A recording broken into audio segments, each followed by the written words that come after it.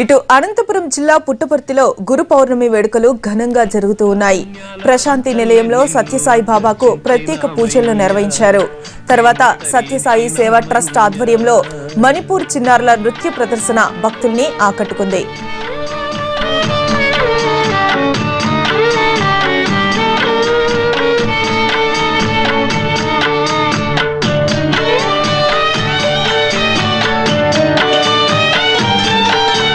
పసిపాప మనన్న ప్రతి మనిషిలోనూ పరమాత్ముడు.